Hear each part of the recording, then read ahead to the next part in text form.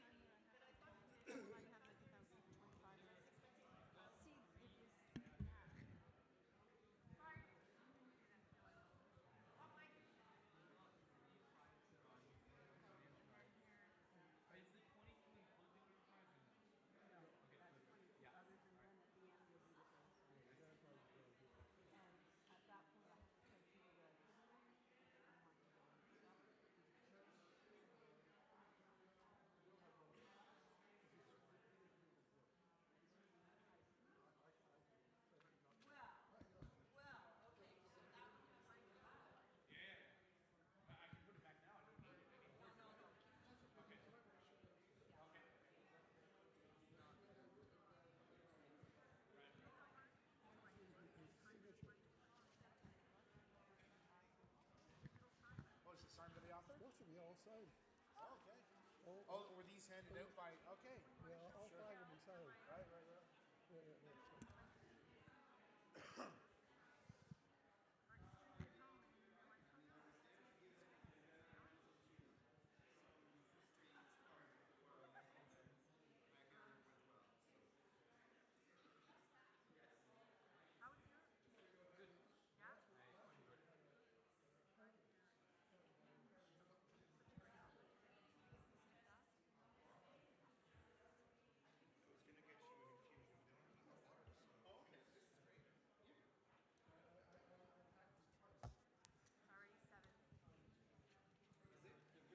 It's 7:02.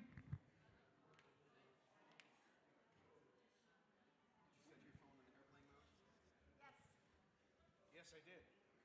I'm going to turn mine off. The microphone is there.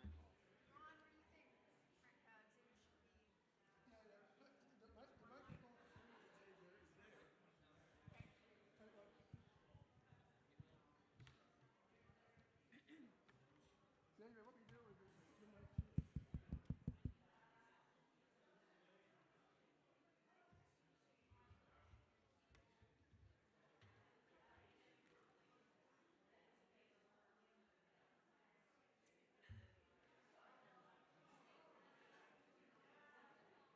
So who's your collaborator? Remember Harry? I do remember Harry. Harry and I are still. Harry's very good. He got his PhD about 2 years ago. Congrats to Harry. Say hi to him for me. I will. He sent me Testing 1, 2, 3. There you go. Hello? 1, 1, 2, 3. There we go. I remember he told me that he seemed to be very concerned that I should So yeah, so just leave it here and then. once I was done with it. I think it destroys itself. I wonder where that was. But so where He doesn't teach you every single thing. He's taking a break. He did.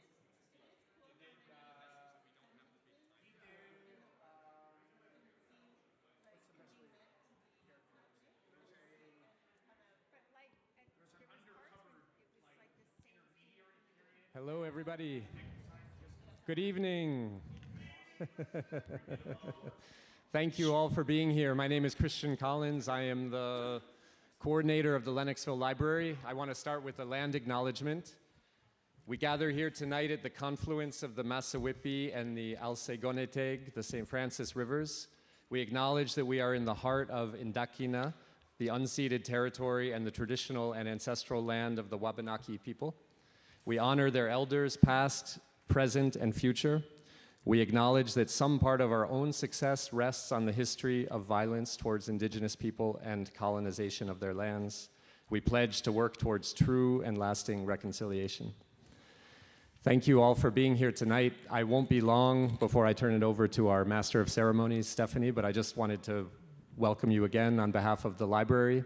It's really, really fun. 23 years now running that we've been doing this to bring people together to talk about books, people who are passionate about reading and engaging with ideas.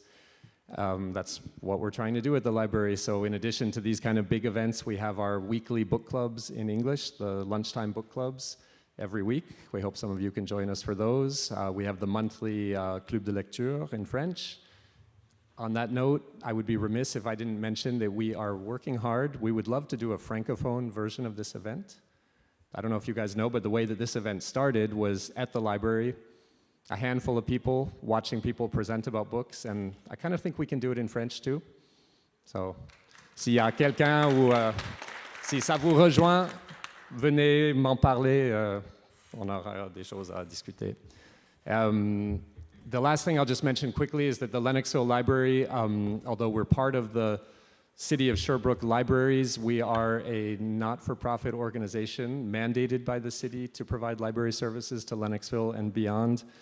So we rely, I'm not the only person who's going to say this tonight, but it's worth mentioning that we rely on, for a good part of what we do, we rely on generosity of our community.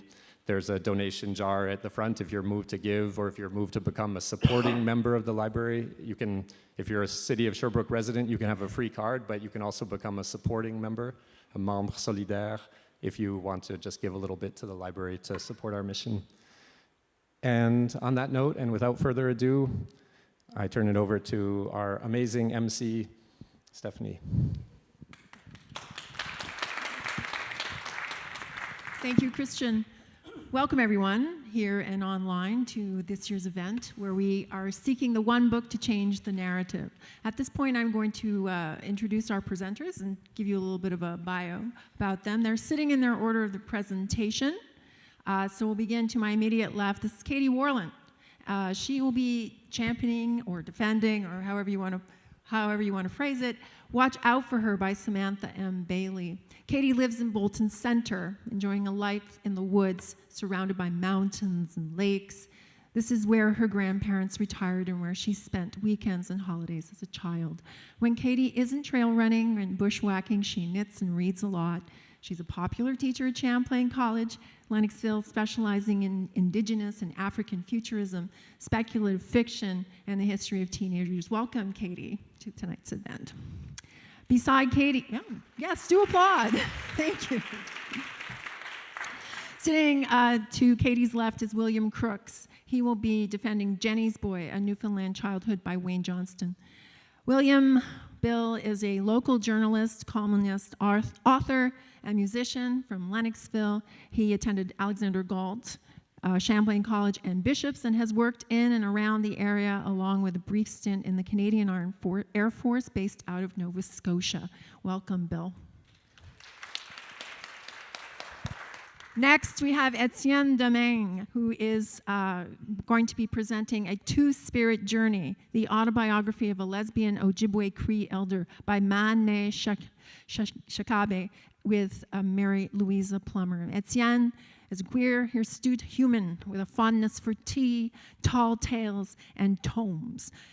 Good alliteration there. And by day, he helps administer a heritage nonprofit, the Eastern Townships Resource Center. By night, he corrals dragons and other mythical creatures to stage imaginary battles with a small band of local adventurers. Étienne holds an undergraduate degree in religion as well as from Bishops, as well as psychology, also from Bishops, and a master's in contemporary religion from the Université de Sherbrooke. He lives in Sherbrooke, where he was born between the first and second Star Wars films. Okay. Next, we have Angela Leuck.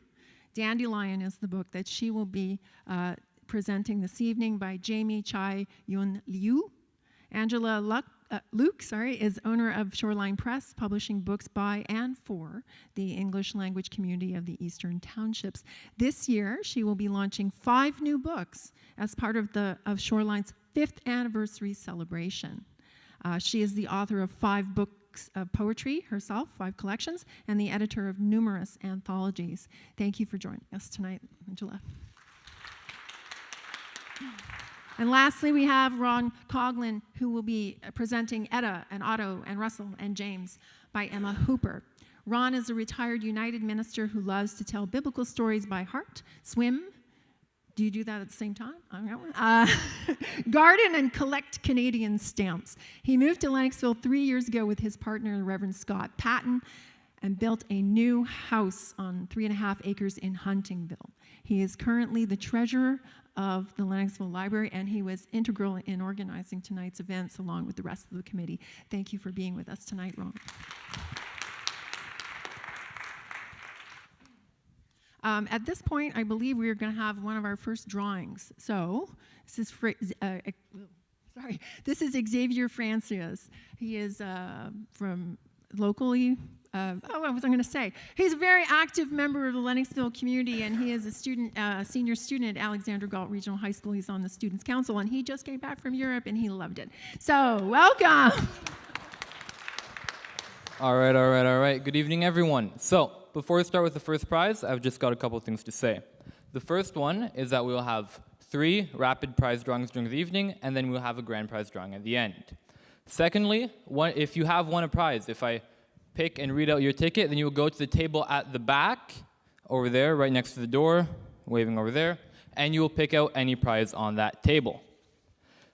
After that, if you've won a prize, you are to hold on to your ticket, because at the end, I will put all of the drawn tickets back with the rest of the tickets for the grand prize drawing. So even if you've won one of the smaller prizes, hold on to your ticket, keep it, and you have a chance for the books at the end. Unfortunately, if you're watching online, door prizes, you have to come through the door, so there's no door prizes for online. All right, so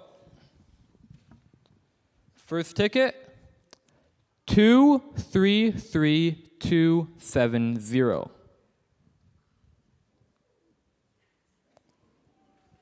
All right, there we go. We've got a young winner right there.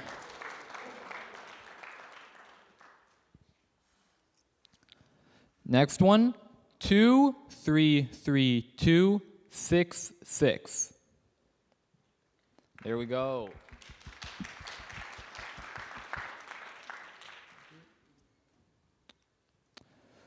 Two, 33271.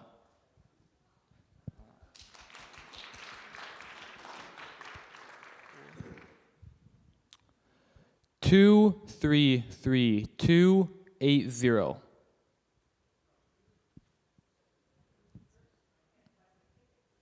Yeah.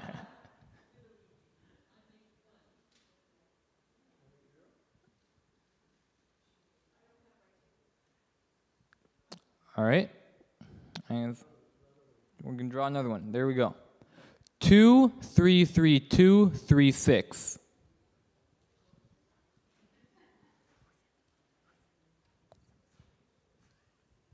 Another lost ticket, I guess. 233236. No one? All right. 233279. There we go.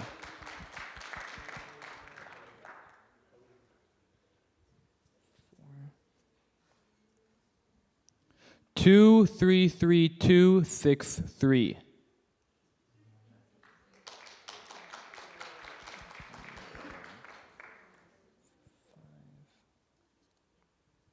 Two, 33240. All right. And finally, for the first drawing, 233246.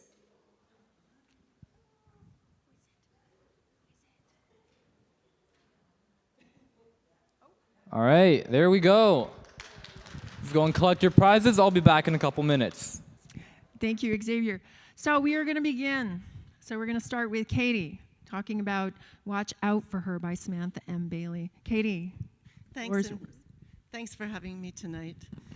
Watch Out for Her is a novel that follows two women, Sarah in her early 40s and Holly early 20s. Sarah's plotline is in the present as she arrives in Toronto to start a new life. The other plotline is in the recent past and follows Holly, Sarah's babysitter, the person Sarah is now trying to escape. This is a thriller, and it's a new type of ghost story. As a thriller, we have Sarah spiraling in the face of intruders. The home can't be protected. Bad people are coming in. People are unreal. Babysitters seduce husbands. No one outside the family can be trusted. Sarah seems rational, and the setting seems to not be supernatural, except that somehow, impossibly, Holly has anticipated their arrival. She and her people have started surveillance. She sets a trap for Sarah, Daniel, and their son. So that is Sarah's horror story, with Holly's eyes all over the house. Sarah feels like the victim of predation. What you'll find even more compelling if you haven't read the book yet is Holly's story and Sarah's role in it. Holly's terror is the opposite of Sarah's. Instead of the fear of the other, it's a fear of not being with the others. It might seem weird that Holly thinks she can actually decide to join Sarah's family, but we're living in the 21st century where families come in all sorts of iterations. Family is not just biological relations. Family doesn't require membership from birth. I think that we need to accept Holly's word and not think of her as mentally unstable or dysfunctional. Instead, believe that she can join this family. After all, Sarah demonstrates that she wants to always have Holly with her. I'm talking about the photos. Sarah hired her neighbor Holly so that Sarah can restart her photography career. On day one, she begins to capture Holly on film, especially late at night. When Holly finds photos of her naked self, including photos of her engaged in sex with someone, she's shocked and confused, of course. But then almost immediately, shock and confusion become awe.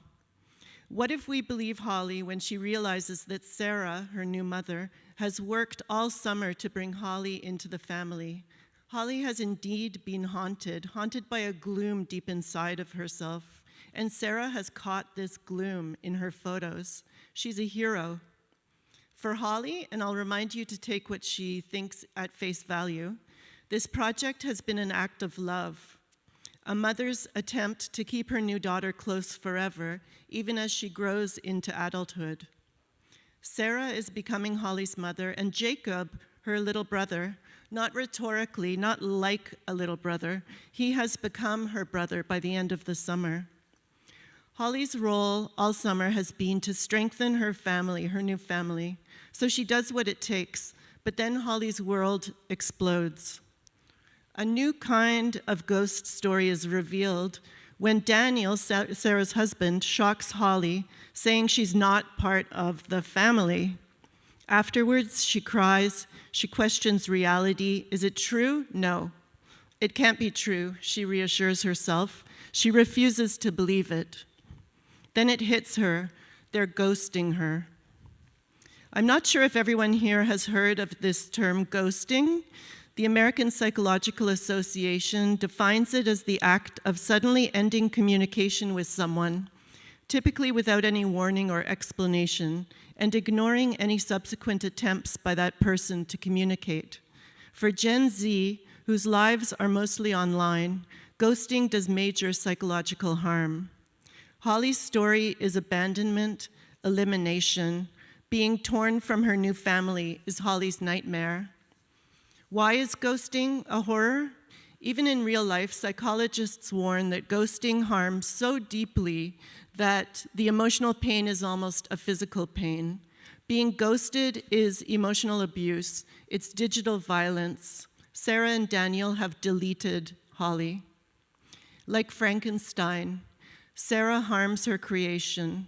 Holly is misunderstood. She deserves love and acceptance, family, a life with meaning. And like Dr. Frankenstein's creature, Holly is not the monster at all. Thank you.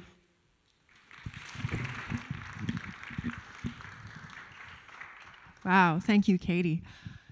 A lot to think about, lots of notes, questions later. So our next book is going to be presented by William Crooks, and it is Jennie's Boy, A Newfoundland Childhood by Wayne Johnston. Jennie's Boy, the one book to change the narrative.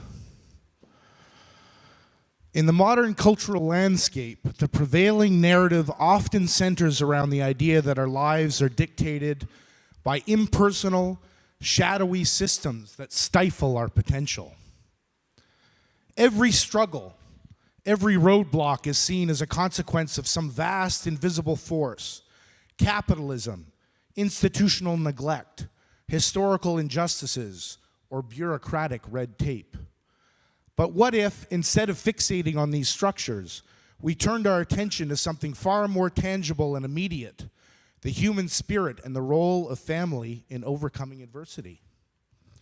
Wayne Johnston's memoir, Jennie's Boy, challenges the dominant paradigm by illustrating that individual perseverance, buttressed by familial love, is just as, if not more, important than railing against unseen forces. And he does so with an irresistible dose of wit, proving that sometimes the best way to change the narrative is simply to tell a better story. At its core, Jennie's Boy is the tale of a sickly young boy, suffering from pleurisy and growing up in a struggling Newfoundland family.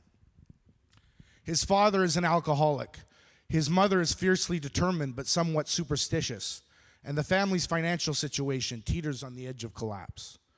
It is, by all accounts, the kind of story that could easily be framed as an indictment of systemic failure.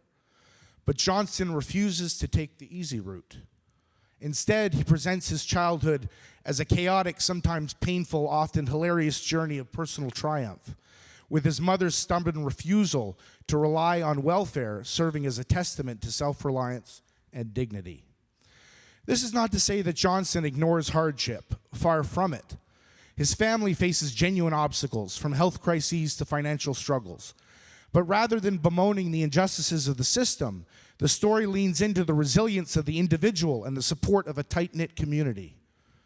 Jennie, the matriarch of the family, does what she must to keep her son alive, whether it's borrowing money from the other world, a euphemism for loan sharks, or fighting tooth and nail to ensure that Wayne receives the medical attention he needs. And all the while, there is humor, because as any Newfoundlander will tell you, sometimes the only way to deal with hardship is to laugh at it. One of the most striking aspects of Jennie's Boy is its implicit argument against the idea that we are powerless in the face of larger social forces. Modern discourse often leans into fatalism. People are victims of their circumstances. The odds are insurmountable, and change can only come from top-down reforms. But Johnston's memoir suggests otherwise. Wayne is a child burdened with illness, poverty, and a chaotic home life, yet he finds a way forward, not through grand political movements or systemic overhauls, but through his own determination and the fierce, if unorthodox, love of his mother. Johnston's struggle with pleurisy is a powerful metaphor, not just for his own suffering, but for the human condition itself. His illness, diagnosed as idiopathic, had no clear cause, much like the struggles we all face in life, most of them.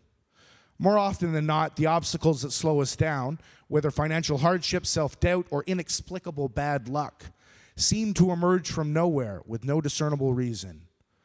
In a way, we all have pleurisy of the soul, some mysterious, ill-defined affliction that keeps us up at night, that gnaws away at our energy and makes us feel as if life is a little too heavy. And yet, Jennie's Boy tells us that even the worst of times, with a little luck, love, and maybe even a miracle, we can all turn out all right. Take, for instance, the way Johnston describes his mother's refusal to rely on welfare. To modern sensibilities, this might seem impractical, even foolhardy, but in Jennie's mind, accepting charity was tantamount to giving up. She was determined that, come what may, they would make their own way, and somehow, against all odds, they did. It's a perspective that runs counter to the modern narrative of institutional dependency, but it's one that has a certain rugged nobility. Jennie might not have had much, but what she did have, her pride, her wit, her relentless devotion to her son, was enough to carry them through. Of course, one could argue that Johnston's story is an exception rather than the rule, that most people in difficult circumstances are not blessed with even a fraction of his luck or his mother's resourcefulness, but that misses the point. That is precisely why Jennie's Boy is such a powerful counter-narrative. Thank you very much.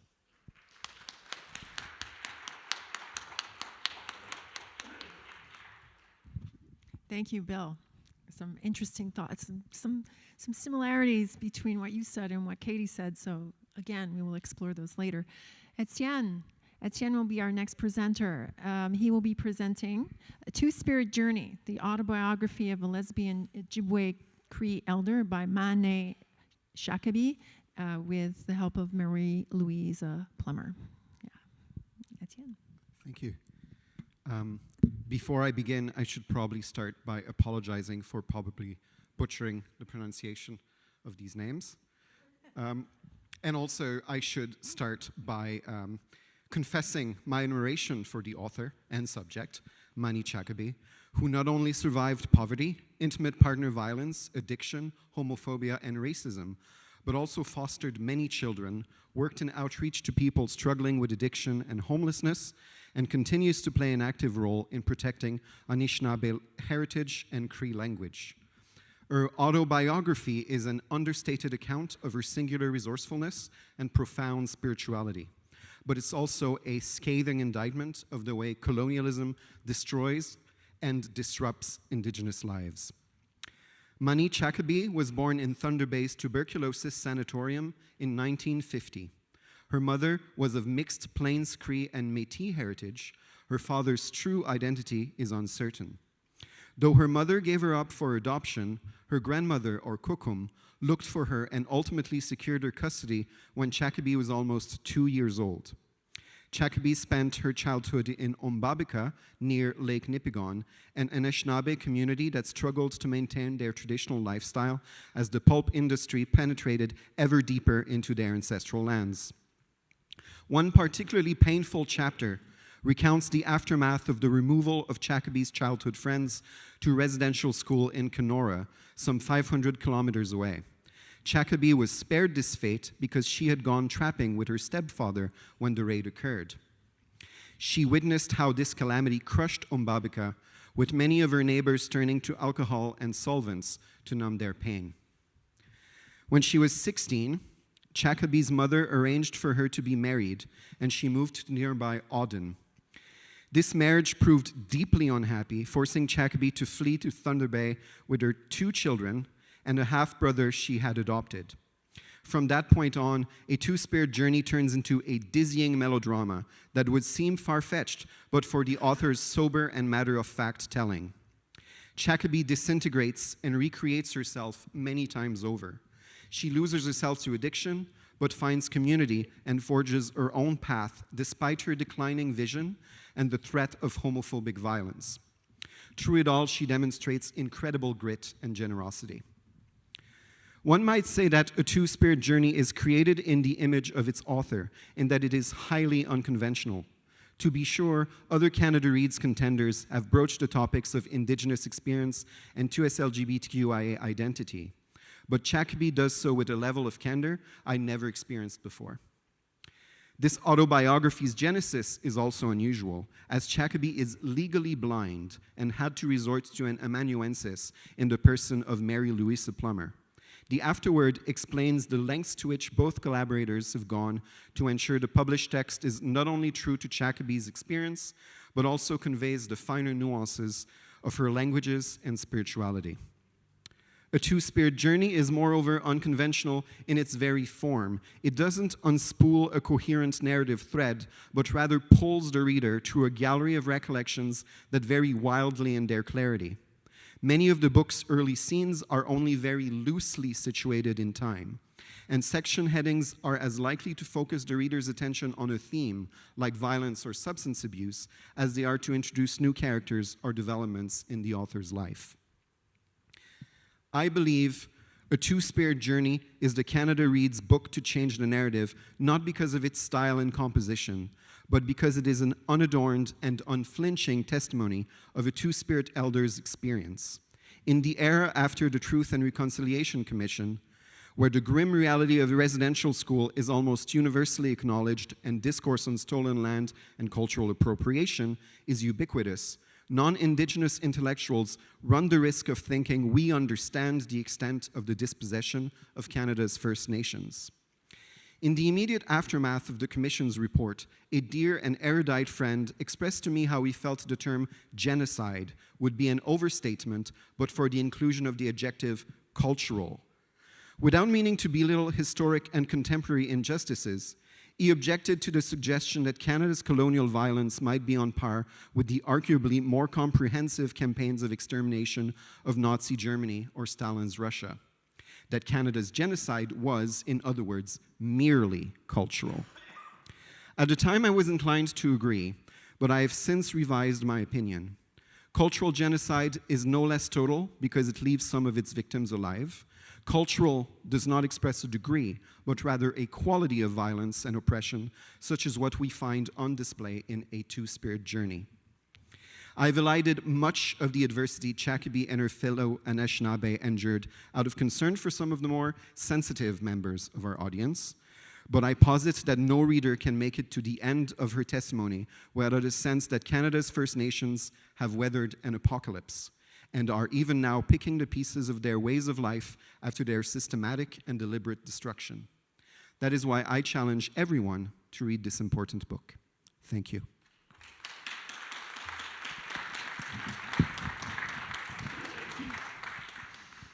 Thank you, Étienne, giving us some very important things, not heavy, but important things to think about. Angela will be presenting Dandelion, which is a debut novel by Jamie Chai Yun Liew. Angela.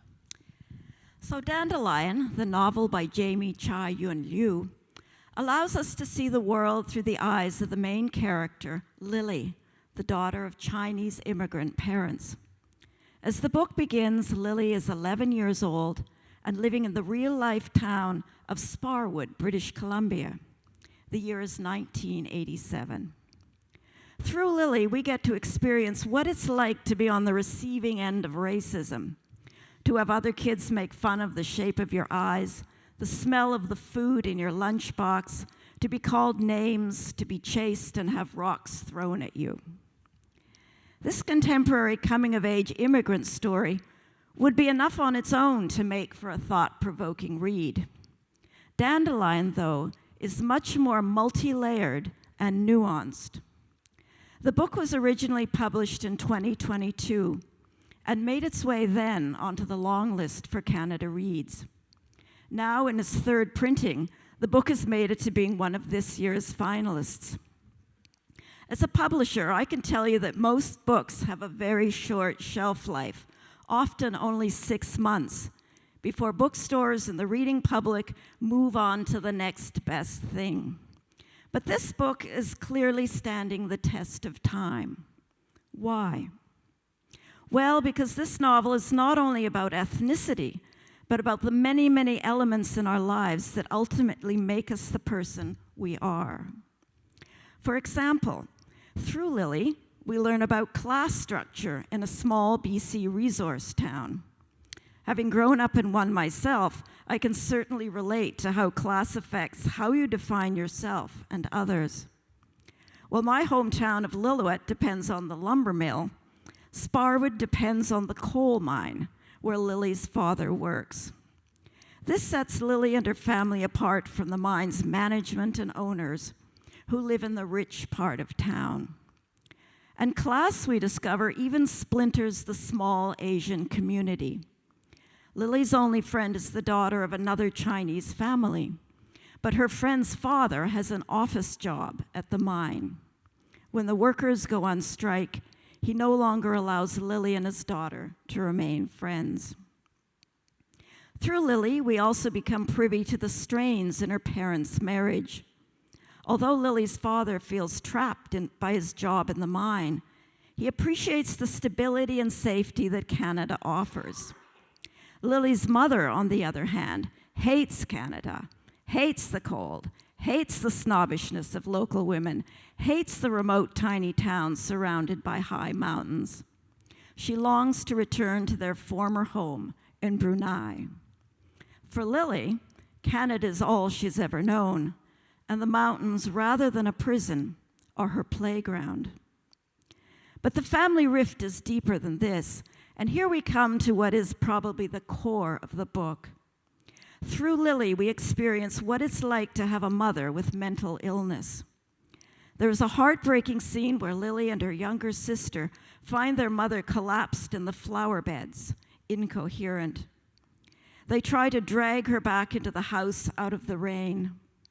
Increasingly, they live with their mother's mood swings, dark despair, restlessness, and withdrawal.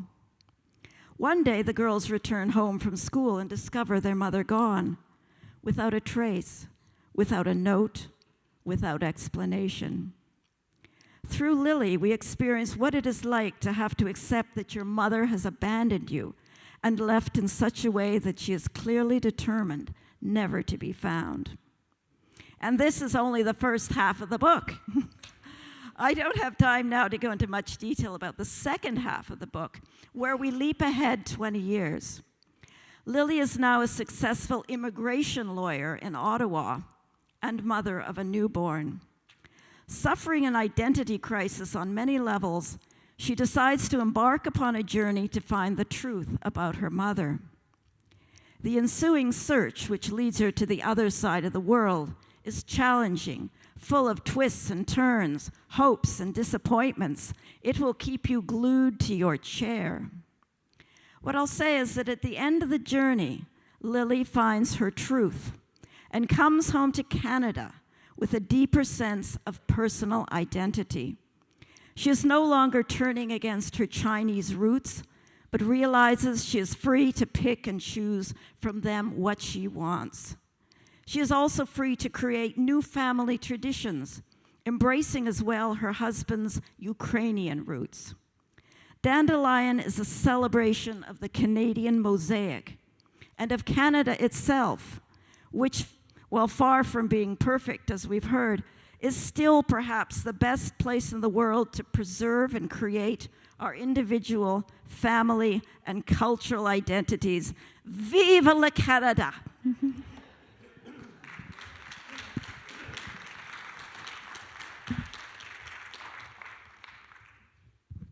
Thank you, Angela.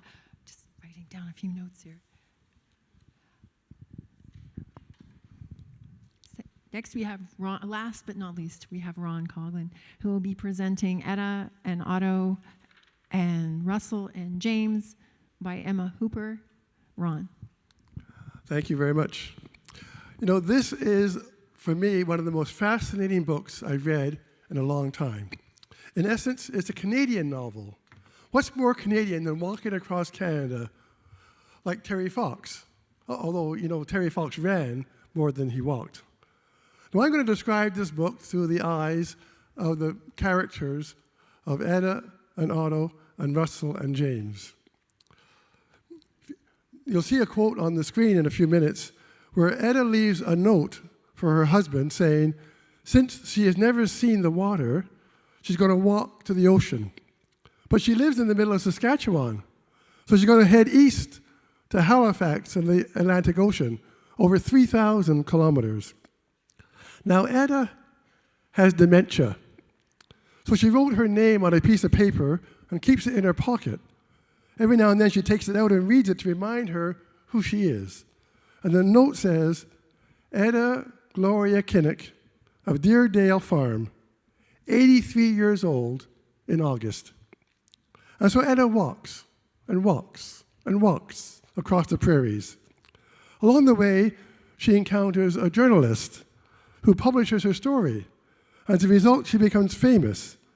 As she now enters little town, people are chanting for her, Etta, Etta, Etta, and giving her little gifts to take with her. Like I said earlier, it's like a Terry Fox run across the country. But Etta does not like the publicity. So she often walks around the villages, rather than through them. And while she's walking, she relives episodes of her life.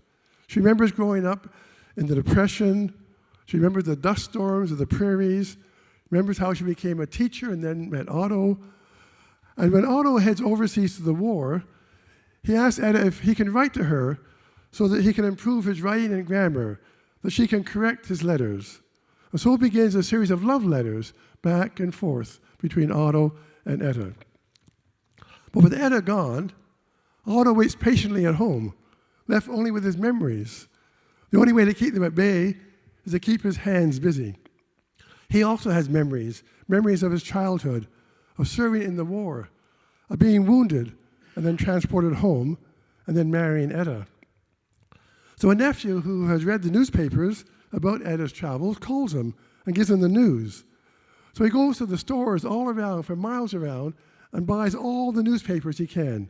He brings home 326 newspapers into his house and decides to sculpt them into mache animals.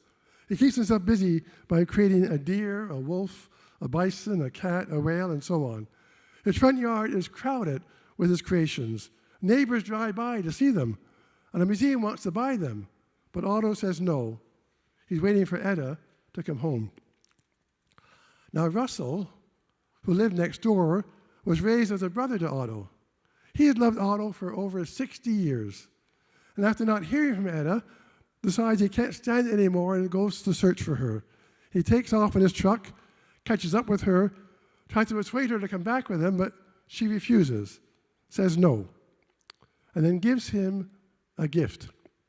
You see, Russell has always wanted to go north and see the caribou, but was afraid. But Etta gives him permission to go, to do whatever, wherever. So he trades in his truck for a horse, travels north to the land of the caribou. Now James is the interesting one. James is a coyote. As Etta crosses into Manitoba, she wakes up one morning and sees a coyote licking her feet. Now in some magical way, they talk to each other, or maybe they read each other's minds, it's not sure. The people keep asking me this question: is James real or a figment of Etta's imagination? Well, I think he's a figment of her imagination. He's there to give her some sense of comfort and safety as she travels. Now, I say this because partway through the book, he appears, then he disappears, and then he reappears.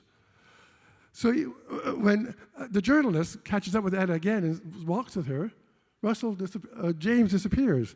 Etta has no need of the comfort of James. You see, Etta, in her dementia, begins to experience Otto's dreams, memories of the war, believing she's been wounded, believing she's been hurt. She becomes quite mentally sick. The journalist leaves her at a hospital, and while convalescing, James reappears and urges her to take out her paper. And she reads, Etta, Gloria Kinnick of Deerdale Farm, 83 years old in August. She comes back to herself, climbs out the window, continues her trek along to the ocean. So I believe that James is there to give Etta a sense of comfort and safety. Yes, this book is full of important themes of love, memory, sacrifice, and the human cost of war. Thank you.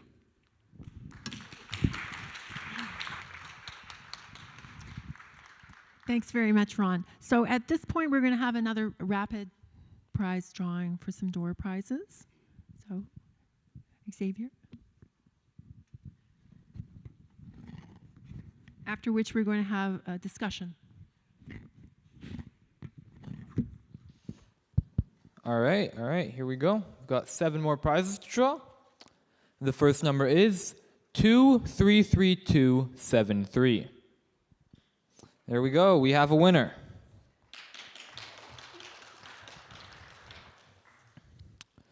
Two, 33244.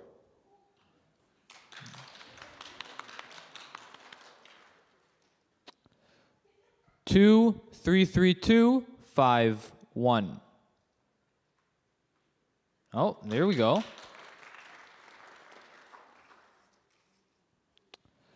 233280. There we go, you found your ticket.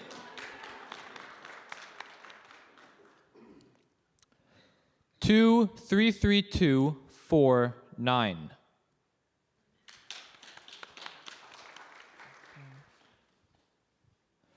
Two, 3-3-2-5-6. Oh, no one? Oh, there we go. All right. And the last prize for right now, 2-3-3-2-8-4.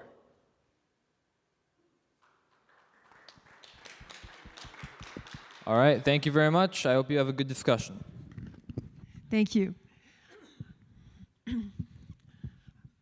Okay. So I had a series of questions that I had prepared, but then listening, as always, listening to the wonderful presentations that are given every year, there seems to be a little bit of a unifying thread. Something that came up in almost every single presentation was this one word. Katie said, family of different iterations. And Bill spoke of the role of the family. Étienne spoke of Ma-Nee's role as a foster mother and the importance of family and the loss of family and the attempt to regain it. Angela spoke, one of her last things that she said was the celebration of the Canadian mosaic of family and cultural identity. And Ron spoke of the weaving in of the memories of Otto and Etta and Russell, who are their little family together that they have lived through for many, many years. So is something to do with this idea of narrative, what changes the narrative? Do we need to relook at what defines us? What do we experience as family? What do we understand as family? Katie, you spoke to that in one of the first presentations when you said family of different iterations. Do you think that do you see the same commonality as I do? And how do you think that the family and the one that Holly so desperately wants and the one that Sarah so desperately wants to preserve, I see that as very important in this book, and I would just like each one of you to address that. And we're going to start with Katie about family. Thank you. Yeah, so in my book, we have two families, as you say, and one is much more conventional than the other. The one that Holly wants to create is one that she chooses, and the agency that she takes in finding and choosing the family she wants, I think is really important. It reminds me of what Dominique was saying, which... Yeah, Étienne? Sorry, Étienne, sorry. Domingue, I've taught so many people. It's okay. Yeah, sorry. Was saying? Étienne's book has the author able to find community, and it's a very different book, obviously. Mine's a thriller, but to be able to rethink family and to have it in new ways, yeah. I think that's the way forward. That's good. Étienne, how do you see some of the families that Ma-Nee created? You know, with her LGBTQ community, with her friend Jane, with her adopted and fostered children. How do you see that functioning as a way to bring the narrative or to change the narrative? Well, the theme of family is very paradoxical in a sense in this book, because family is a curse, family is a blessing, family is her salvation. It starts as her foundation in the person of her kokum. We get the sense that this is the most formative influence throughout her life. But at the same time, Ma-Nee suffers terrible abuse at the hands of her mother, indeed, and eventually at the hands of her intimate partner. Mm-hmm. So they're extreme experiences of dysfunction, but then there's found family that brings support and motivation to pull through the various crises. Like, I really do think that in the end, she overcomes addiction for her children. Yeah. So found family here, found family there. Bill, you spoke of the importance of the family. One of the things that I noted from what you said was the change of the narrative by telling a different story. And they don't, you know, the idea of the resilience of the family, the pride of the family, the bond with the grandmother, which we also have in Étienne's book. I mean, Ma-Nee becomes a Coughlin to many. She takes on the role of that most influential person in her youth. And how do you feel like Lucy is the grandmother and Jennie is the mom, and then there's brother Craig, you know, that sort of sense of family. Do you feel that is something that, to me, that really spoke? A lot of Irish tradition in my family, and that kind of way of looking at things, of the pride of your family, but also like not, you know, pulling yourselves up by your bootstraps. Do you feel that it was, I think it was an important aspect of his life. I think it was really defining for him. Oh, I think the family aspect of this book is essential. I mean, without the close connection and the love bonds between his father and his grandmother, and even his taciturn grandfather, right, who never speaks. Yeah, the man who never speaks. It's essential, but you can see, like, playing off what Étienne said, you can see negative aspects too. Like, it's not all good about it, right? No, not at all. So. Alcoholic enabling and that kind of stuff. Yeah, that's right, exactly. And like I mentioned in my piece at the beginning, I mean, her superstitious aspect about not visiting a doctor is almost the end of him, right? So I mean, there's positive and negative, but I would say, on balance, I mean, it's flawed, but it gets him through. It's essential, right? Yeah. And it's an unbreakable bond. That's what's so important about it. Yeah. Yeah. Yeah, and many, many times he gets the title Jennie's boy, and there's a point in the book when it's repeated so much by his brother Craig and other people, and it's used as in a negative way as well, as a kind of like, oh, you're Jennie's boy, and then, oh, you're Lucy's boy, and it's like not maybe a sibling rivalry, maybe a sibling jealousy, but I do find that in most of the books that there's this really important thing of family. And to go to Angela's book, Dandelion, I mean, once she becomes a mother, once Lily becomes a mother, that's when she wants to find out what happened. And nobody talked about what happened to her mother. It was just like she looked and she searched and she didn't know, and then, ooh, read the book. I'm not going to spoil it, but like she goes looking for her mother. And it's when she starts that search, when she becomes a mother herself, that she starts to understand and rethink and look back at what her mother was actually going through. I think she learns who her mother was and what she was going through.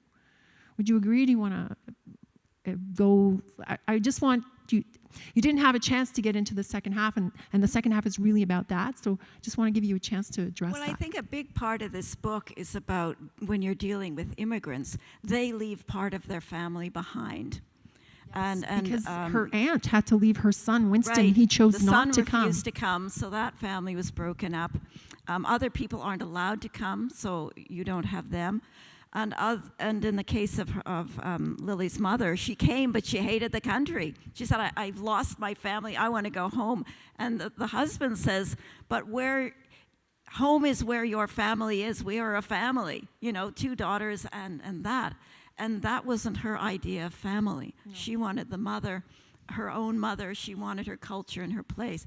So ironically enough, the author is actually an immigration lawyer. And her passion, which she's working on a lot now, is trying to change Canadian immigration rules so that families can come as a group. I mean, all those people who look after kids here in Canada, the person has to come alone and leave their families behind. So for her, it's just rife in her book, this whole concept of family and how hard it is for people, for families to be separated in that way. Mm-hmm. And in her case, having a child, it makes you it brings it down to the most basic thing of what is your family. Mm-hmm. And given that her mother left her, it threw her really into a crisis, and she thought, can I even have a family? Mm. So it runs through the whole book. It causes her almost to reject her Chinese culture, and then her sister B is like, really, you want to do the red egg and ginger party, I believe But ironically enough, she marries a Ukrainian man and leaps into his culture. Let's have pierogies instead of Chinese. And his is so strong, and he speaks. I mean, he's third or fourth generation Ukrainian, and yet he still speaks Ukrainian with his family, and they've upheld that. And Ron, your book, like Otto and Etta, we have Otto comes from such a large family. His middle name is Seven, right? Because he's one of 15 children. But he's 7. It was Otto 7. And the interesting thing is that in the dry, dusty time of the Depression, most women had lots of babies, but lost lots of babies. But not his Otto's mother didn't lose any. And she had 15 children. And she gave them names, but she also gave them numbers. So they had 1 here, 2 here, 3 present, and so on. Now, Russell lives with his aunt and uncle next door. And he becomes part of Otto and Etta's family. He's there all the time. Because his uncles and aunt don't really take good care of him, and he's always hungry. So he shows up one day at Otto's place at the table. Mother's walking around feeding the kids and says, "You're not Otto. Who are you?" He says, "Yes, I'm not Otto. I live next door. I'm hungry. I'm Russell." And she gives him the number 7.5. So he becomes part of their family. Yeah. And then he lives next door to them their whole life. So they've been like together family for like 60 years. Yeah. And it's almost like what you said about chosen family, and even Holly choosing that family or the family that she has. Another thing is the structure of the novels. We have 2 memoirs. We have the Two-Spirit Journey, which is a memoir, and we have Jennie's Boy, which is a memoir.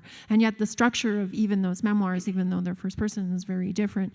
With Watch Out for Her, we have a double narration, I guess. We have first person, Sarah's first person, and Holly told in the third person, but like omniscient, because we get into the thought processes. And then Ron's book is third person, and Angela's is first person again. Can you comment a little bit on the structure of your book, on the structure of the narrative of your book? Should we begin? Katie, should we start with you? Yeah, sure. Okay. So in my book, you see that there's a huge difference between Sarah's ongoing story that will continue into the future and Holly's, which is already finished, And I think it's really tragic to have Holly contained in this way.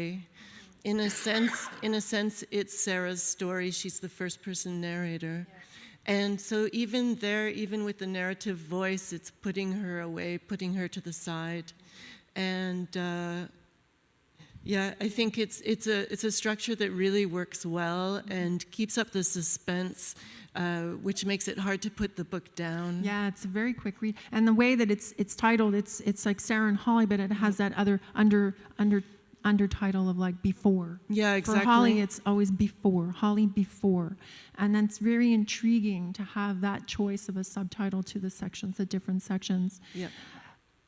Étienne, yours is divided by years, groups of her time of life, and some of it is like, with memoir, it's hard to, for me, it's always shocking to me to think, I can't remember that when I was 2 years old. That kind of thing. I thought the same with Angela's Ashes. I thought that even with Jennie's Boy, but that's a very specific time frame. It's a very short time frame of 6 months.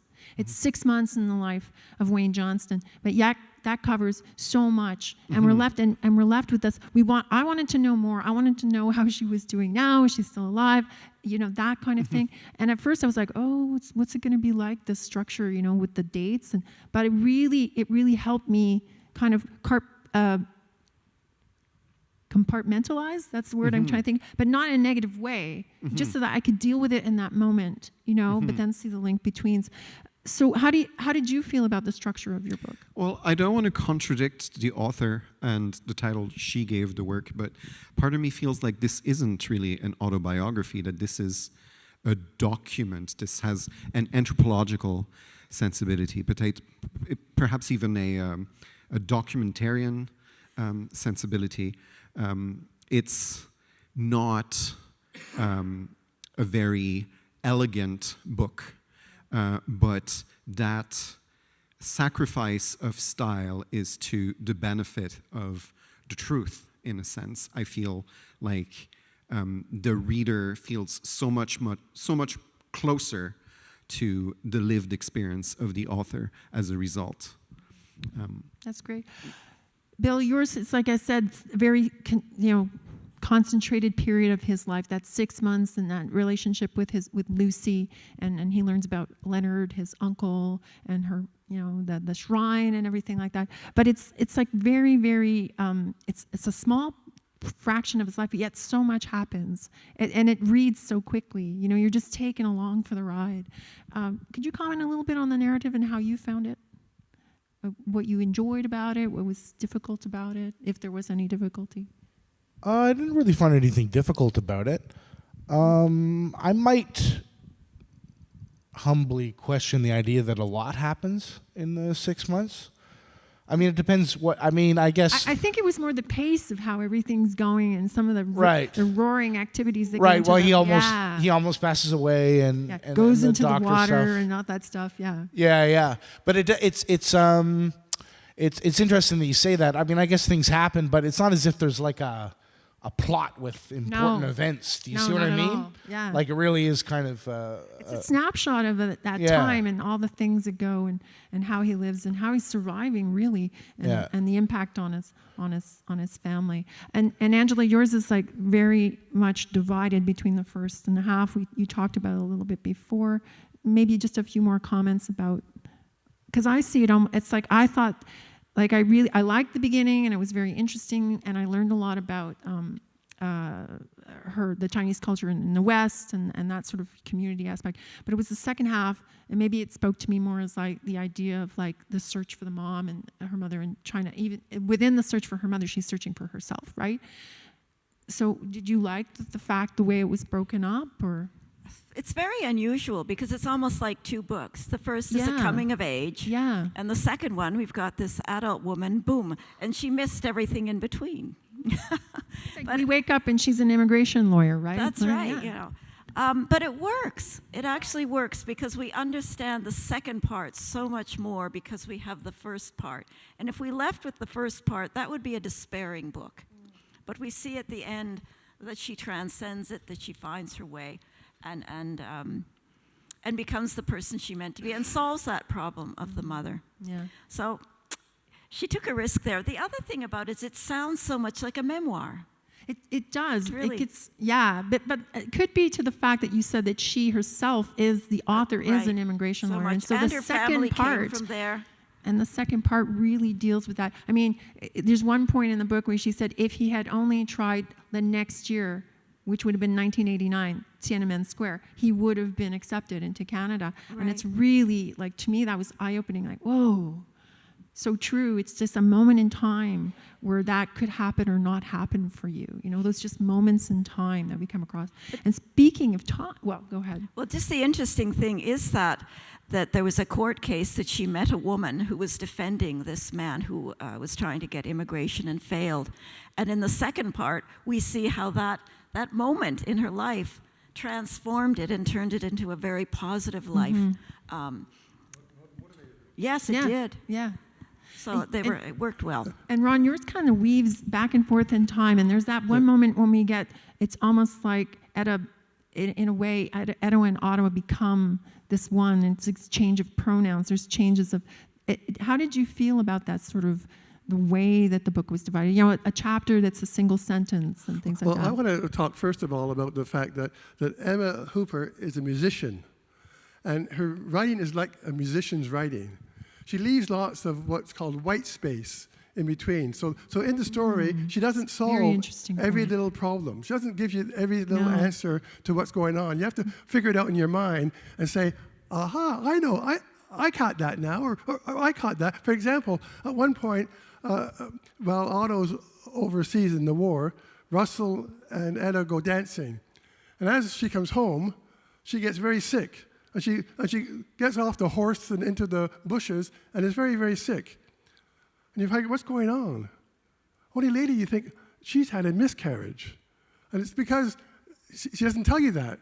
but you figure it out yourself. That's I think one of the wonders of this book. It lets you get your imagination caught up in things going on there. And part of it is that back and forth between Emma's memory.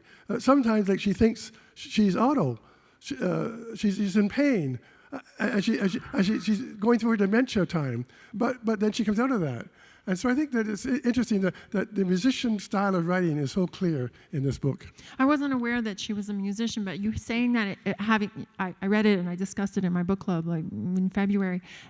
We all enjoyed it very much, but that sort of gives me a little different perspective now, so thank you for that. And one of the things that you mentioned is like the characters, there's a lot revealed in each of the books, right, about the main characters, though there's a lot that's left unsaid.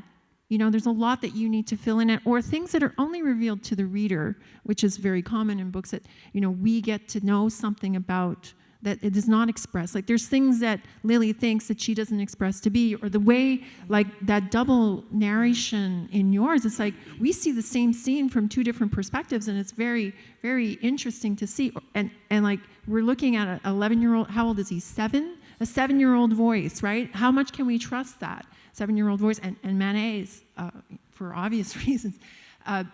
So it...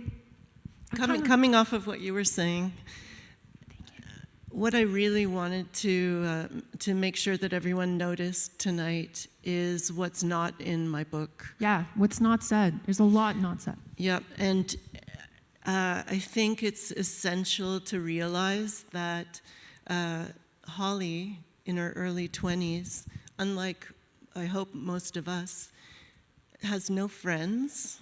She has no boyfriend, girlfriend. There's no romance or emotions in her sexual life. She has no friends. It seems like her sister's the same. Her sister is relatively close with her, but not really close. It's showing social isolation for that generation, and it's really sad when you realize that, you know? Was there a character in the books, aside from the main character or the narrator, the protagonist, that really like interested you? I know I had some in the books, I just want to say. So for me, for yours book, for example, Bill, I really like the interesting, I like Lucy, I like Ned, but I really like Craig because it's the one brother that we learn the most about, right? So was there a character aside from Wayne that you thought really kind of resonated with you that would be kind of cool to talk about a little bit? I actually, I found the scenes with the taciturn grandfather. Oh, with Ned. Yeah, tell us why. Because he wouldn't speak. Just his relationship with the cat was funny. Murchie. And the backstory, Murchie, right? Like why doesn't he talk anymore? Why is he smiling in the photo? Why? You know, things like that. And of course, the big reveal at the end when Lucy dies and he finally speaks to Wayne on the couch, right, watching TV. Yeah. So I really like that. I like that, the strong silent type, as you might call him. Yeah. Angela, was there a character other than Lily in the book that you felt was somebody? Well, I think the interesting thing about this book, there's a lot of other characters in it that maybe play a short-time role, but all of them were very well written, very memorable, and they played a really important role in her life. So it's just wonderful, wonderful characterization. She's obviously very talented in that respect. So just many, many in this book. No, I'm not going to force you to choose. Ron? In my book, the character that's not one of the main ones I found very intriguing is a boy named Owen. Owen sits next to Otto at school, and he's much more advanced than Otto, although he's younger. So he tries to help Otto learn to write and gets Otto to print his name and to learn the letters and so on. And so they become quite close friends. And when Otto goes over to the war, Owen is younger, and he says to Owen, "You stay home." But unfortunately, Owen does go overseas as well, and in fact is killed in the war next to Otto. And it's quite a sad scene for him to see then this friend who helped him so much then have to die in the war. Yeah, Owen was a character I found close to my heart. Yeah, That's cool. Étienne? There's two characters that I think really stand out. There's, of course, the Kokum, who is a relentlessly positive influence in Ma-Nee's early life, of course, but throughout her life, she keeps just going back to the spiritual teachings of her Kokum. But there's also this young man named Shigibo. Yes, her friend. Yeah, her friend in Umbabika, and they have this promise that they're going to get married because they're both two-spirited, so that once they're married, they're free to pursue their own interests outside the marriage. And I thought that was a very elegant solution to their predicament. All right. Well, that's our time for now. And of course, we're going to have questions from the audience if there's anything that you wish to ask. And we're going to have, I think, at this point, I can't remember. Ron is the one who made the timeline. Do you know where we're at this point? Yes, okay. We have another rapid prize drawing with Xavier coming up to do some more prizes. And then I'm going to go into the audience to ask questions, and perhaps there's some questions online. And thank you very much, very much. And you'll have your last moments to plug your book and try to get everybody to vote for you. All right, so we have our final rapid prize drawing for the evening. Of course, afterwards there will be the grand prize of all 5 books signed by the author. But for now, we've got 8 more prizes to draw. So, 233264. All right. 233242. There we go.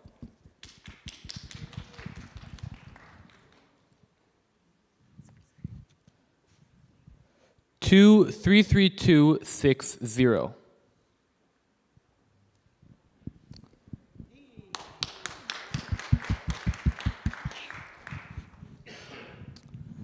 Two, 33250.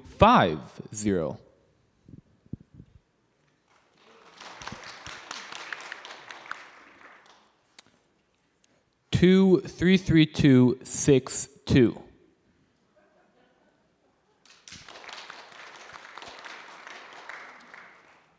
233241.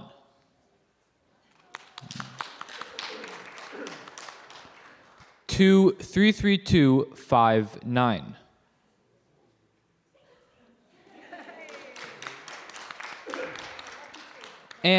233274.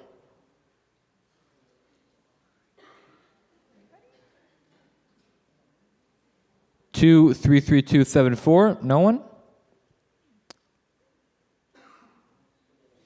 All right, we'll draw another one then. 233254. There we go. All right, everyone, hold on to your tickets because I will be putting all the drawn tickets back in, and afterwards I will come and draw all the marbles, the 5 signed books.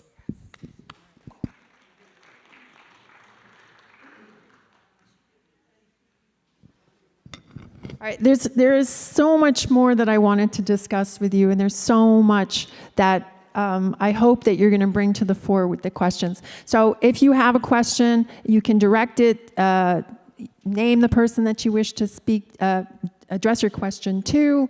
So does anybody have any, who shall we break the ice? Usually there's at least one person. Oh, here we go. All right, thank you. Here you go.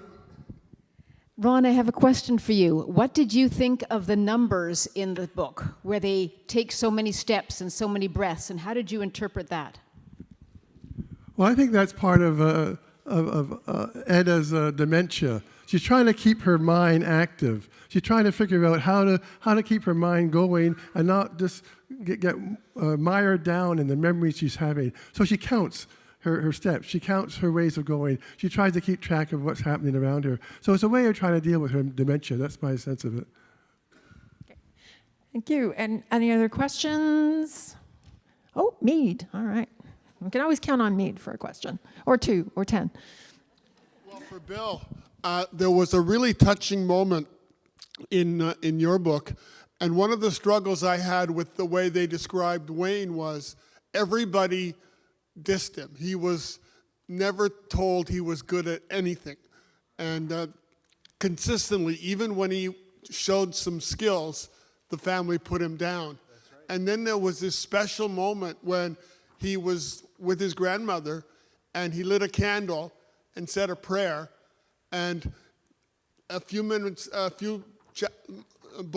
chapters later, the priest came and asked to see Wayne. And it was the first time anybody had actually asked for him. And instead of criticizing him, he said, "Wayne, have you ever thought of becoming an altar boy and being a priest?" For me, that was such a powerful moment because all through the book, he was put down by his family, his father, everybody else.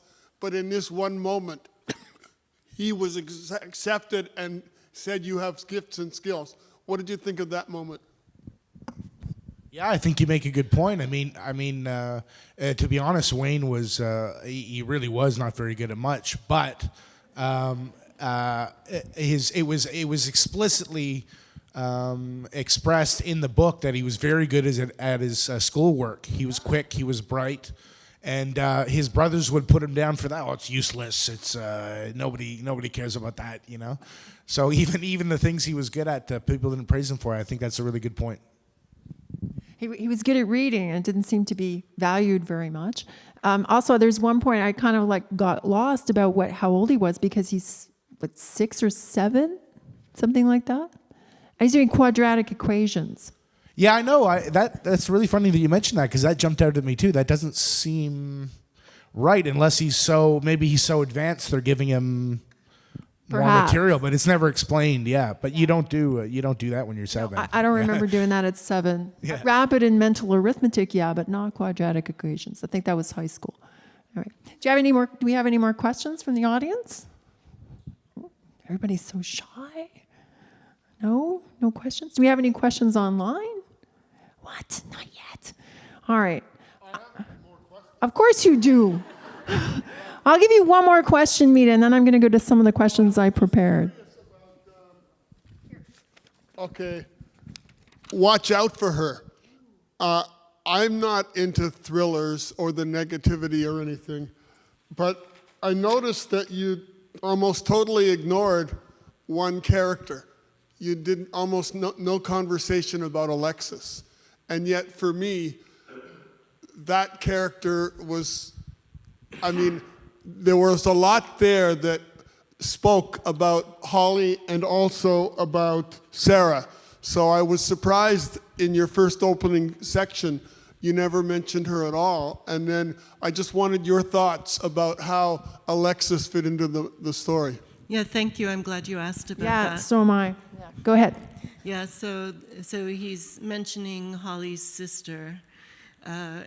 The sister has been the only positive in her childhood home, in a very powerful family, and she is a few years older and has left the home. The fact that they don't see each other very often, but very importantly, Holly's sister is with her when something pretty major happens to disrupt the family.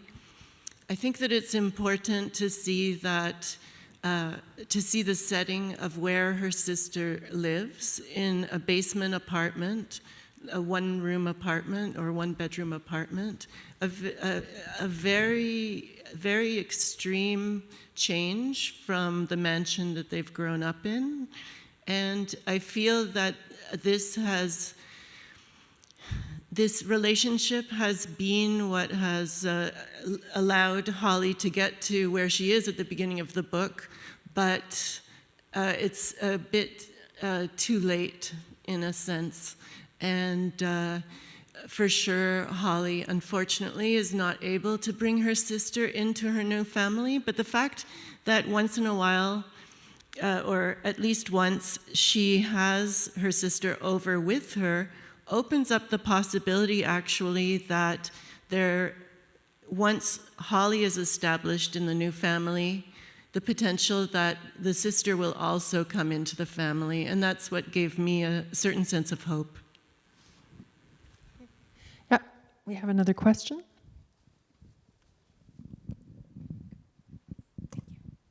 Just in light of that that point, one thing that wasn't discussed at all was the effect of Holly's parents on her, the manipulation.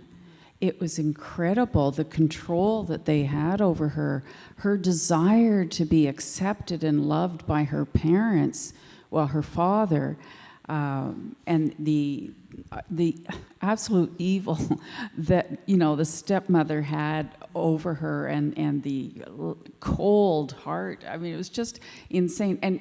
And that, you know, was the cause of Holly's desperation to have a family, a real family, because you're all talking about families here.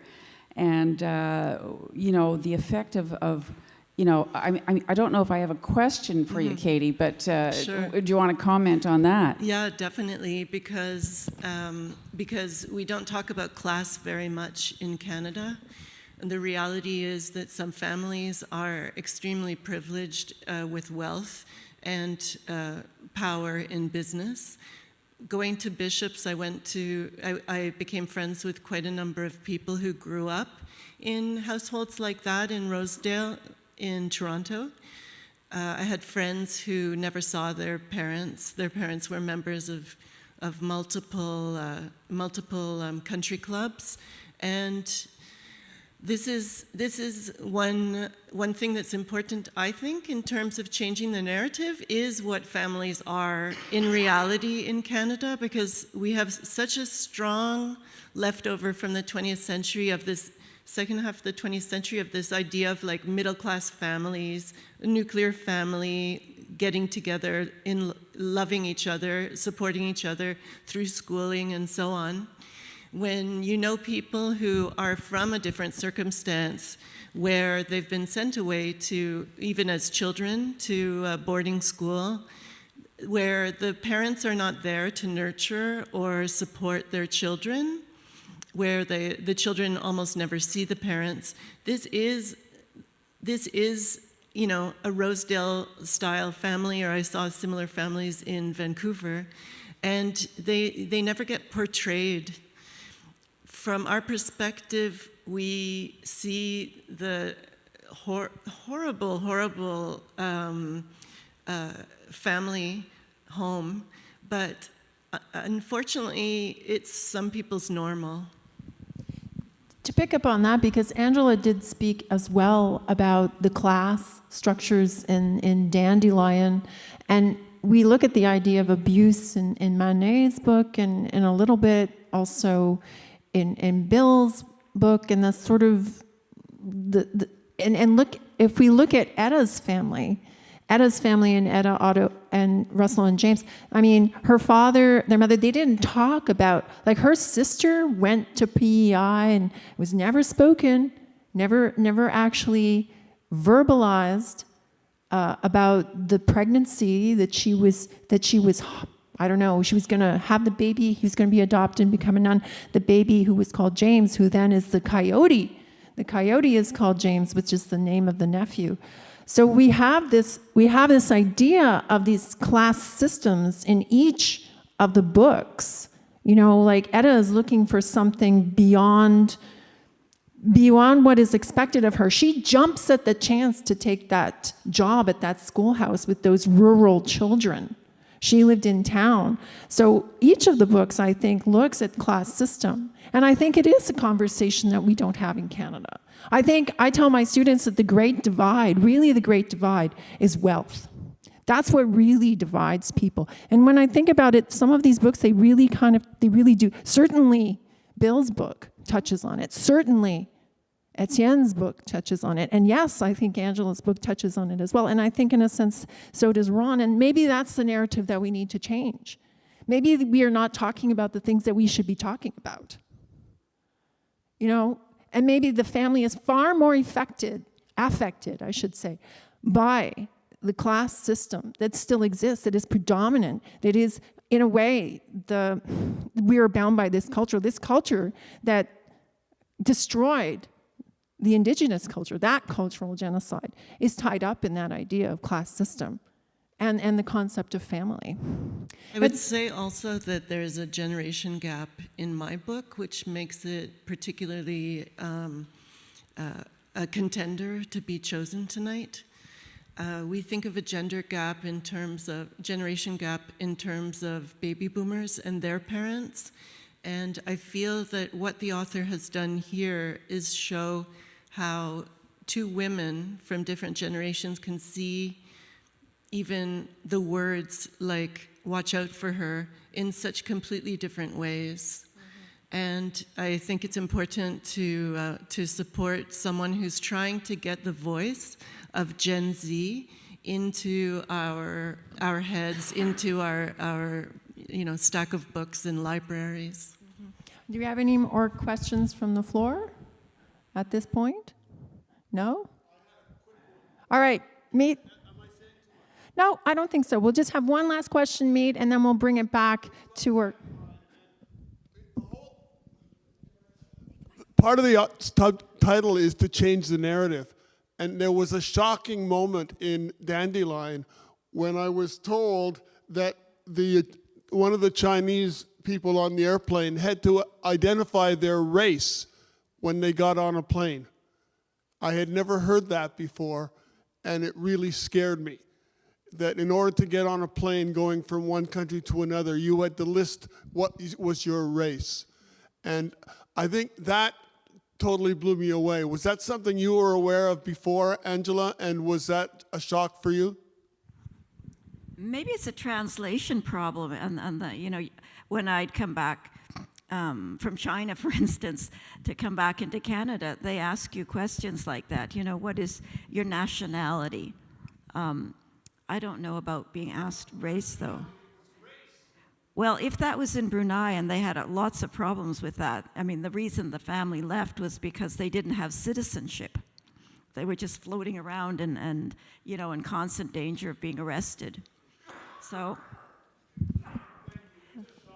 Okay, we have one more question from the floor from one of our presenters from last year. It's not actually a question, it's a comment, because I'm Malaysian, I'm Chinese, and actually I'm even Hokkien. So I read that book because, I have to. Anyway, to answer that, it's as a Malaysian, in your identity card, there's two options, Muslim or non-Muslim, because Muslims are considered to be indigenous.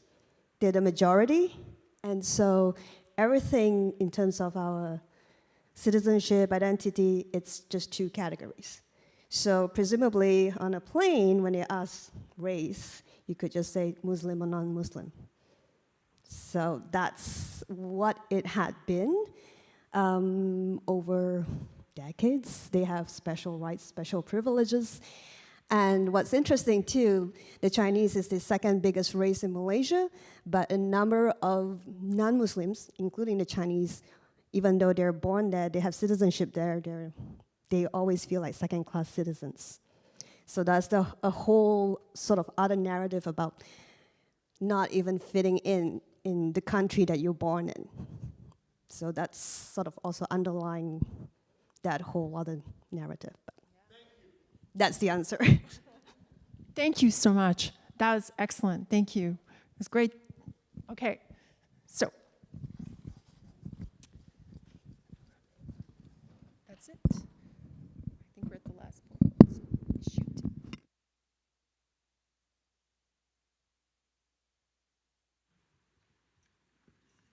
All right. So we are at the 2-minute summary from each presenter. So we're going to go in the reverse order now. So we're going to go Ron. First. And now remember, seeking the one book to change the narrative. Ron Coughlin. I think this book is incredibly moving. It's beautifully written and luminous with wisdom. It has musical lyricism to it, as I said earlier. This book restores one's faith in life, even as it deepens its mystery. I believe this is the book that changes the narrative for 4 reasons. Number 1, it's a love story that spans 50 years, 2 continents, and an ocean. Throughout this book, the love of Etta and Otto and Russell shine through. despite their years, or maybe because they've known each other for so long. This is a book of love, pain, and passion, memory and forgetting, and one incredible journey.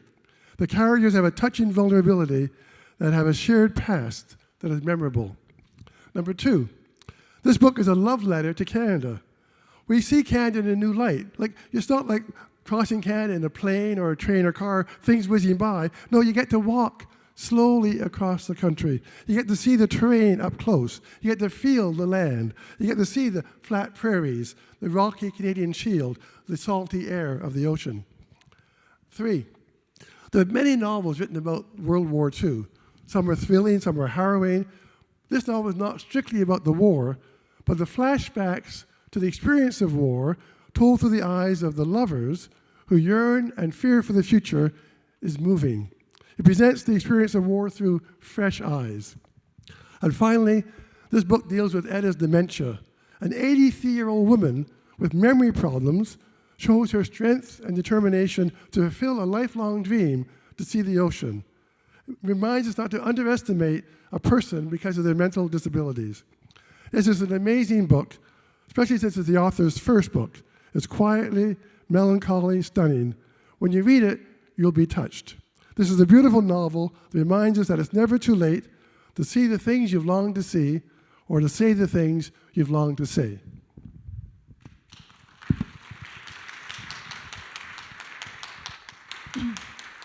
Thank you. Angela. When I selected Dandelion as my Canada Reads pick, I'll be honest and say that I thought it would be all about Canada's poor record when it comes to dealings with Chinese immigrants. As we know, historically, Chinese immigrants were subjected to severe and unjust laws. This is particularly true in British Columbia, where I grew up. I grew up around the Fraser Canyon, and if you've ever been there and seen the kind of bridges that they had the Chinese workers build, I personally feel a lot of shame for what the government did and a sense of guilt that I was part of the culture that supported that. And even when I grew up in Lillooet, I was prejudiced against Chinese. I didn't talk to Chinese at all. I didn't dislike them, but I never talked to them. So I naturally thought that this book, and I hoped it would be, a critical take on Canada and continue the narrative of Canada's need to make amends for past injustices. And I was wrong about that. This book isn't about that at all. This book, in fact, offers a new and more hopeful narrative, one that acknowledged, and it's in the book, they acknowledge it, they all know this happened. They acknowledge, yes, injustices happened, and we won't pretend they didn't. But they were moving ahead. They were looking to the future, not thinking about the past injustices. So that, for me, we need to change the narrative to, okay, all of this happened to Aboriginal people and everything, but we have to move ahead. How can we look at it positively? How can we work to change things? I think that's where the focus needs to be now. And people laugh at us Canadians and say, you know, why are you clobbering yourself all the time? I mean, look at what other countries have done. I mean, hundreds of thousands of people have been killed. When we have a battle, maybe 4 bullets are shot. I mean, you look at Batoche in Saskatchewan and so on. So I think we have to just not beat ourselves up and say, we're a pretty darn good country. Let's make it better. Thank you. Étienne, how is your one book to change the narrative? I forgot about this round. Oh. So I'm going to be brief. I think this is a book of extremes. I've rarely experienced so much brutality in a book outside of Cormac McCarthy's The Road or perhaps Sophocles' plays. It's important to know that going in. That being said, I think there is a tremendous payoff in that you do make it to the end of this testimony, having learned all the lessons of that adversity that Ma-Nee, Chacaby experienced, you get the sense that it's never too late for a new beginning, and that you can rely on community to carry you through practically anything. So I very much challenge everyone here to pick this up, give it a try. I would understand if you find some passages troubling. So, disclaimer, trigger warning, but it is very much worth a read.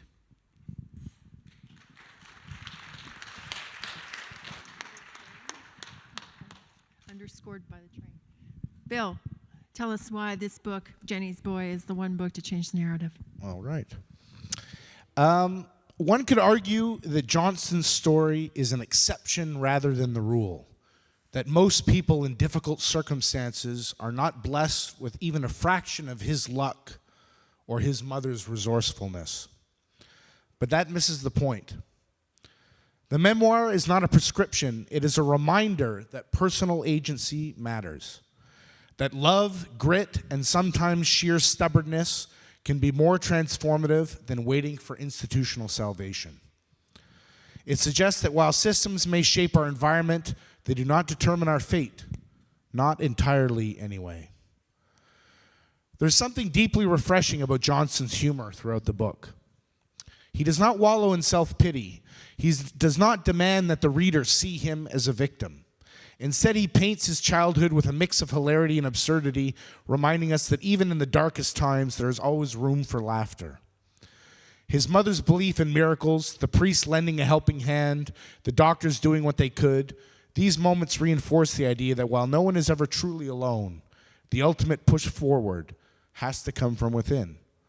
And that's precisely why Jennie's Boy is such a powerful counter-narrative. In a literary landscape where many books seek to critique the powers that be, Johnston's memoir is a reminder that sometimes the best way to inspire change is not to tear down institutions, but to show what is possible despite them. It argues through its very existence that hardship is not an insurmountable wall, but rather a challenge to be faced with humor, perseverance, and love. So perhaps it's time to change the narrative, not by replacing one systemic critique with another, but by focusing on the individual, on family, and on community, on the things that have always carried people through, regardless of what the broader systems may be doing. Thanks. Thanks, Bill. Katie, why is this book the one book to change the narrative? Thank you. I want to first thank everyone in advance for choosing my book. You might not have planned to vote for this book when you arrived tonight, but I hope I've changed your mind. The reason I want your vote is because this is the book for 2025, especially for a new generation of early adults. Many of you know that I teach at Champlain. This gives me some knowledge of the age group. They're people who love the genre of true crime. They love thrillers and extreme content, like the sex in this novel. They are also listening to podcasts in unprecedented numbers. In Canada, we've seen a 65% increase in podcast listening over the past 3 years, with true crime being by far the top genre. What we can achieve by choosing this book is shifting our young adults over from podcast listening to audiobook listening. This novel is not true crime, but it does touch on the anxieties and crimes of the digital age. Like Mary Shelley's Frankenstein, Holly symbolizes the isolation and rejection of people in society. People from Holly's generation will love reading or listening to this book. It will be their gateway into reading, and this is the book that will capture their attention. How has this book changed the narrative? It's done so by representing Gen Z, their anxieties and loneliness, changing who we think of when we think of Canadians. Ghosting, invasions of privacy, people behaving horribly, threats, crime, instability. This is the content our young readers want. Figuring out ways to navigate these issues, like Holly tries, is how we'll change the narrative about Canada's experiences in the 2020s. Thank you. So, dear audience, online and in person, the time has come. Now is when you cast your vote. Which of these 5 books, so eloquently presented this evening, which one is the one book to change the narrative? And once you've voted, we're going to collect the ballots. We'll find our winner for this evening. But please, there's a lot of food in the back, and we want you, our great volunteers from the library have provided us with refreshments, so please do take part. We're going to resume in about 7 minutes or so. Yes, that's right, 7 minutes. And we're going to find out who has triumphed this year at Canada Reads, and so does Lennoxville.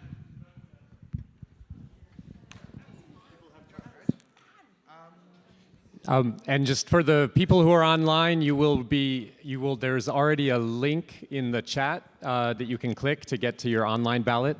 And I also wanted to just be sure to acknowledge and thank our financial sponsors for tonight's event.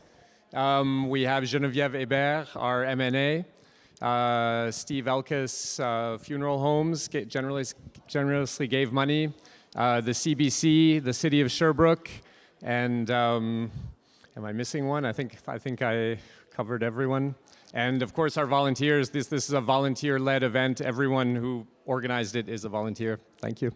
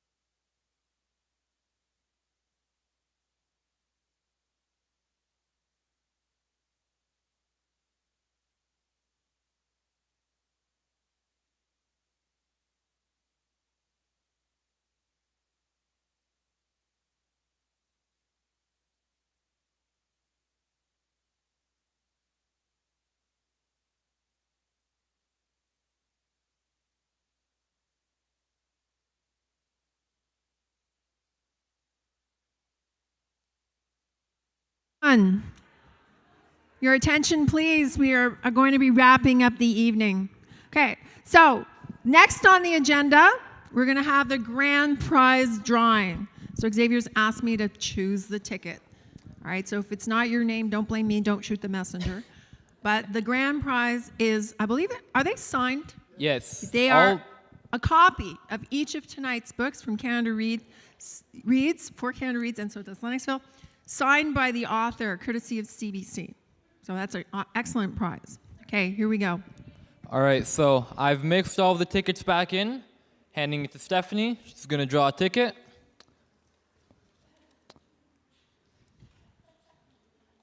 All right, and we have one. Okay, so we have 2332. What a shocker. 84.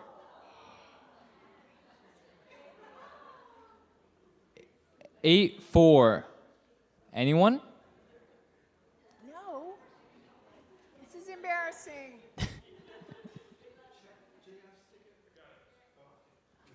All right, no one is 84. We're going to do it again. The pressure, the pressure.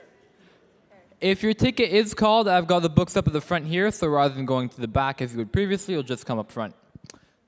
2332 49. There we go. All right, we've got to check the ticket. Yeah, up here. For our reading book the next 5 months. Exactly. 49, there we go. Thank you. Congratulations. All 5 books. So much. Yes. Congratulations. Great job. Thank you. I hope you enjoy reading the books. Even just listening to talking about them has been incredibly thought-provoking. Thank you very much, Xavier. All right. So the voting is finished. It's been counted. The vote has been cast. So for this year's 2025 presentation of Canada Reads, and so does Lennoxville, you have chosen Dandelion, defended by Angela Leuck. I would like to say, I'd just like to say I'm very impressed by the discussion, the direction of it, everything that you had to say.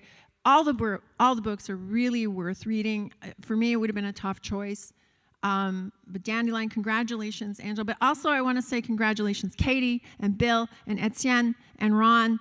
Amazing job. I hope that you pick up one of these books or all of these books and read them. So we'll have to wait and see whether Canada agrees with you. But, well, no. We'll see. I'd just like to say we had a lot of sponsors. We had a lot of people who work for volunteer at the library. I want to thank the organizers of this event, Christian Collins, Heather Thompson, Judy Keenan, Ron Coughlin, myself. I'm not going to thank myself. I have a very small part in this. Thank you to Xavier for agreeing to be the prize drawer for this evening. Thank you to all the volunteers who brought food so that we could have a little snack while we schmoozed and talked books. Also, thank you to our sponsors. They are listed on the poster. We have our M&A, or is it? Yes. I can't remember her name. Also, Steve Elkis, City of Sherbrooke, everyone who helps to sponsor the library. Please remember what Christian said, that donations are very welcome. You can donate money, you can donate your time. Heather has a jar at the back. Please feel generous, help support your community, promote the love of reading. Thank you. Have a safe drive home. Once again, great choices, great presenters. A round of applause, one more round of applause for our presenters.